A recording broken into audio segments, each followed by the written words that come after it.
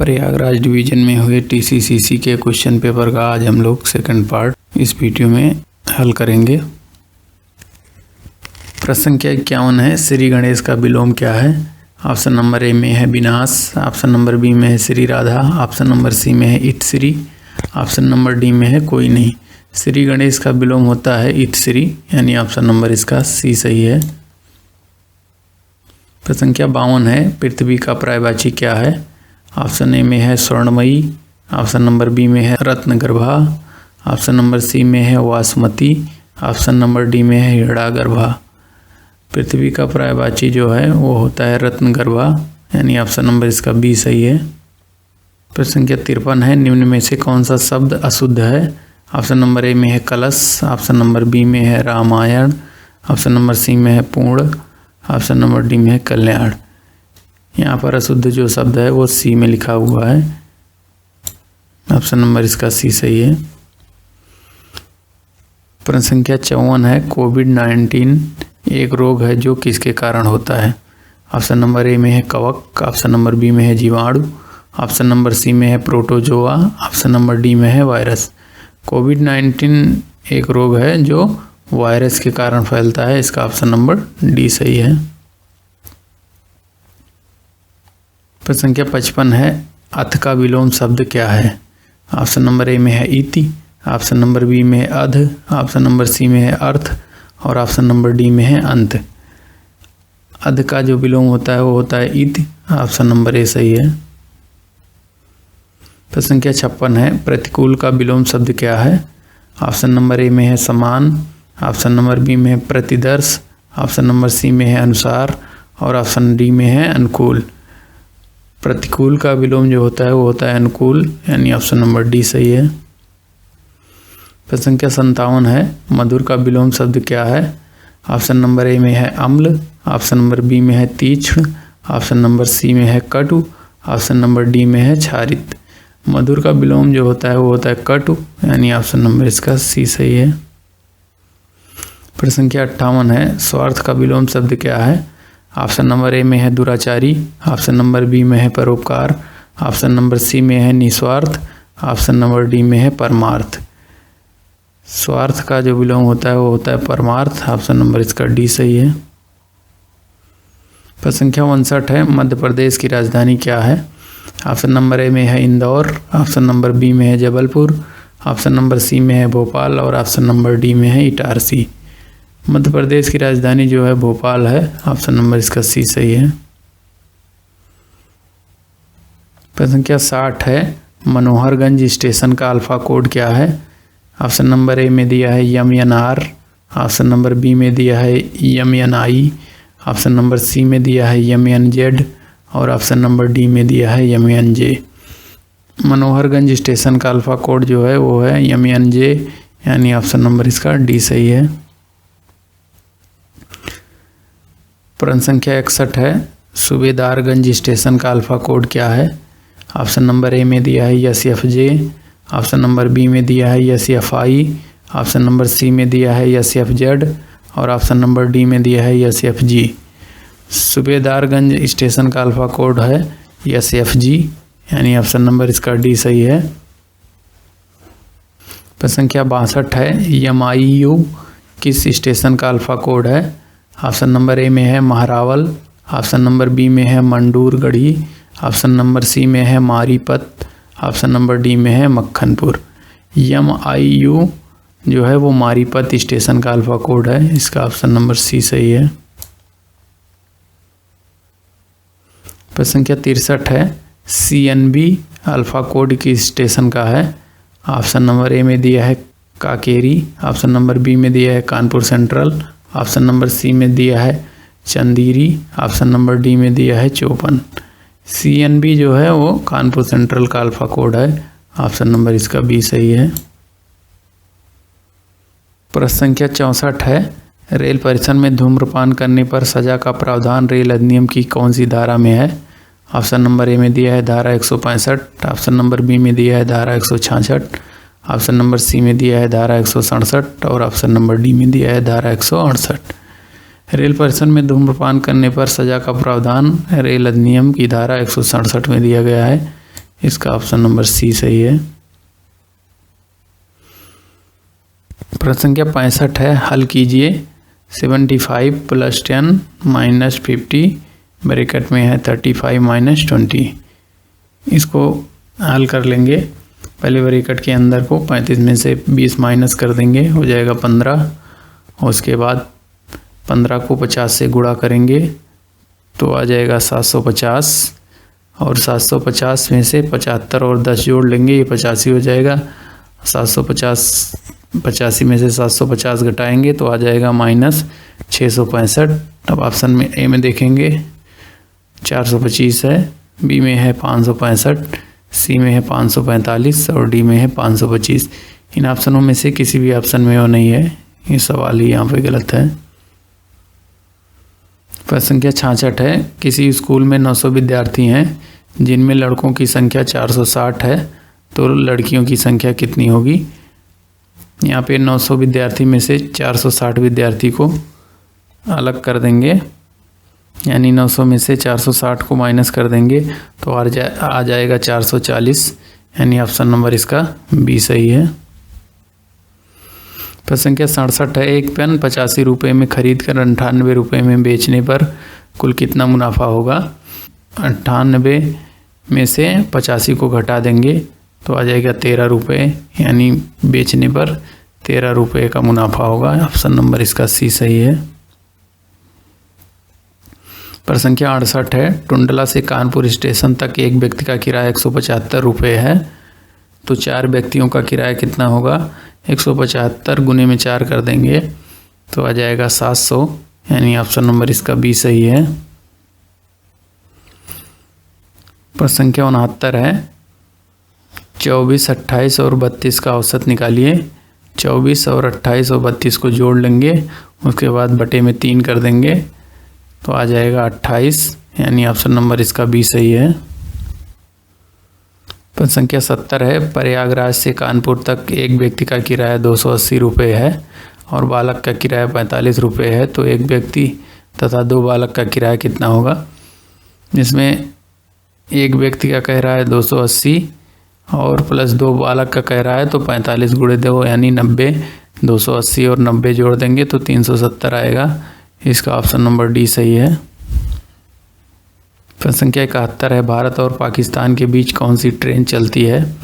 Option number A में है Thar express, option number B में है समझौता एक्सप्रेस, ऑप्शन नंबर सी में है मैत्री एक्सप्रेस और ऑप्शन नंबर डी में है ए और बी दोनों। भारत और पाकिस्तान के बीच में 2 ट्रेनें चलती हैं, थार एक्सप्रेस और समझौता एक्सप्रेस, यानी ऑप्शन नंबर इसका ए और बी दोनों सही है, तो इसका ऑप्शन नंबर डी हो जाएगा। प्रश्न संख्या 72 है, भारत की सबसे लंबी विद्युतीकृत रेलवे सुरंग कहाँ स्थित है। ऑप्शन नंबर ए में है Jammu Kashmir, option number B में है Madhya Pradesh, option number C में है Andhra Pradesh, option number D में है राजस्थान। भारत की सबसे लंबी विद्युतीकृत रेलवे सुरंग जो है वो आंध्र प्रदेश में है, यानी ऑप्शन नंबर इसका सी सही है। प्रश्न संख्या 73 है, भारतीय रेलवे दिवस कब मनाया जाता है। ऑप्शन नंबर ए में है 8 अप्रैल, ऑप्शन नंबर बी में है 10 मार्च, ऑप्शन नंबर सी में है 10 अप्रैल और ऑप्शन नंबर डी में है 7 अप्रैल। भारतीय रेल दिवस जो है वो 16 अप्रैल को मनाया जाता है। इनमें ऑप्शन में कोई नहीं है तो इसलिए इसको भी हम लोग गलत मान लेते हैं। प्रश्न संख्या 74 है, महात्मा गांधी के राजनीतिक गुरु थे।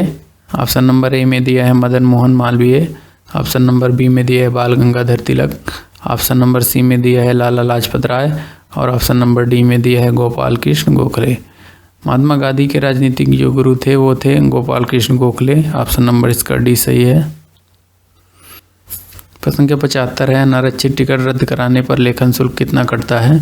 ऑप्शन नंबर ए में है 30 रुपये, ऑप्शन नंबर बी में है 50 रुपये, ऑप्शन नंबर सी में है 60 रुपये और ऑप्शन नंबर डी में है 80 रुपये। अनारक्षित टिकट रद्द कराने पर लेखन शुल्क जो है वो 30 रुपये कटता है, इसका ऑप्शन नंबर ए सही है। प्रश्न संख्या 76 है, घी के दिए जलाना मुहावरे का सही अर्थ है। ऑप्शन नंबर ए में है खुशी मनाना, ऑप्शन नंबर बी में है अपने को विशिष्ट समझना, ऑप्शन नंबर सी में है दीपावली मनाना, ऑप्शन नंबर डी में है रईस प्रकट करना। घी के दिए जलाने का मुहावरा का सही अर्थ है खुशी मनाना। ऑप्शन नंबर ए इसका सही है। प्रश्न नंबर 77 है where did you dot dot yesterday, यानी डॉट डॉट के स्थान पर कौन सा वर्ड आएगा, सुटेबल वर्ड कौन सा है। ऑप्शन ए में दिया है वेंट, ऑप्शन बी में दिया है गोइंग, ऑप्शन नंबर सी में दिया है गो, ऑप्शन नंबर डी में दिया है gone. Where did you go yesterday, यानी ऑप्शन नंबर इसका सी सही है। प्रश्न संख्या 78 है my friend dot dot to visit अब नेक्स्ट वीक। ए में दिया है इज कम, बी में दिया है हैज कम, सी में दिया है कम और डी में दिया है will come. My friend will come to visit us next week, यानी इसमें ऑप्शन नंबर डी सही है। प्रश्न संख्या 79 है he dot dot to Bombay last year. Option number A में दिया है गोज, ऑप्शन नंबर बी में दिया है will go, option number C में दिया है वेंट, ऑप्शन नंबर डी में दिया है हैज गॉन। इसमें सुटेबल जो वर्ड हो जाएगा he went to Bombay last year, यानी ऑप्शन नंबर इसका सी सही है।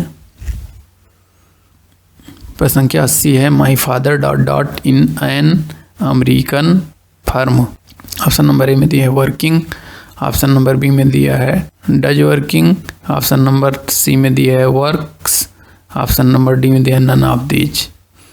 इसमें जो सुटेबल वर्ड आएगा वो my father works in American firm, option number इसका सी सही है। प्रश्न संख्या 81 है नोवेल कोरोना वायरस से ग्रसित पहला व्यक्ति कहाँ पर पाया गया। ऑप्शन नंबर ए में बीजिंग, ऑप्शन नंबर बी में है वुहान, ऑप्शन नंबर सी में है संघई, ऑप्शन नंबर डी में है तियानजिन। नोवेल कोरोना वायरस से ग्रसित पहला व्यक्ति जो है वो वुहान में पाया गया था, ऑप्शन नंबर इसका बी सही है।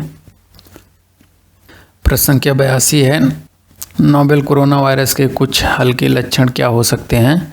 ऑप्शन नंबर ए में सभी, ऑप्शन नंबर बी में है खांसी, ऑप्शन नंबर सी में है सांस की तकलीफ, ऑप्शन नंबर डी में है बुखार। नोवेल कोरोना वायरस के जो लक्षण है इसमें से तीनों हैं, यानी ऑप्शन नंबर इसका ए सही है। प्रश्न संख्या 83 है भगवान गौतम बुद्ध के बचपन का नाम क्या था। ऑप्शन नंबर ए में है सिद्धार्थ, ऑप्शन नंबर बी में है चंद्रगुप्त, ऑप्शन नंबर सी में है शुद्धोधन, ऑप्शन नंबर डी में है शेर सिंह। भगवान गौतम बुद्ध के बचपन का नाम सिद्धार्थ था, ऑप्शन नंबर इसका ए सही है। प्रश्न संख्या 84 है करो या मरो का नारा किसने दिया था। ऑप्शन नंबर ए में है Pandit Nehru, option number B में है Chandrashekhar Azad, option number C में है Mahatma Gandhi, option number D में है मोहम्मद अली जिन्ना। करो या मरो का नारा महात्मा गांधी ने दिया था, इसका ऑप्शन नंबर सी सही है। प्रश्न संख्या 85 है सत्यार्थ प्रकाश किसकी रचना है। ऑप्शन नंबर ए में है Chandrashekhar Azad, option number B में है Dayanand Saraswati, option number C में है Pandit Nehru, option number D में है सुभाष चंद्र बोस। सत्यार्थ प्रकाश जो है वो दयानंद सरस्वती की रचना है, ऑप्शन नंबर इसका बी सही है। प्रश्न संख्या 86 है सूर्य का सबसे नज़दीकी ग्रह कौन सा है। ऑप्शन नंबर ए में है पृथ्वी, ऑप्शन नंबर बी में है शुक्र, ऑप्शन नंबर सी में है मंगल और ऑप्शन नंबर डी में है बुध। सूर्य का सबसे नज़दीकी ग्रह जो है वो बुध है, ऑप्शन नंबर इसका डी सही है। प्रश्न संख्या 87 है सौरमंडल का एकमात्र ग्रह कौन सा है जिसमें जीवन है।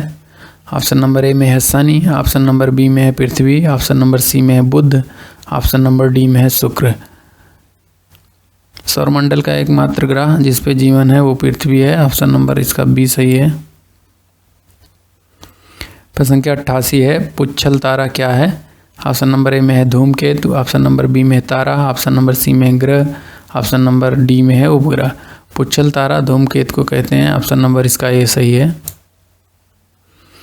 प्रश्न संख्या 89 है भारत में गैंडा मुख्यतः कहाँ पाया जाता है।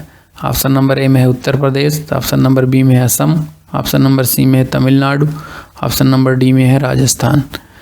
भारत में गैंडा मुख्यतः असम में पाया जाता है, यानी ऑप्शन नंबर इसका बी सही है। प्रश्न संख्या 90 है भूकंप को किस स्केल से नापते हैं।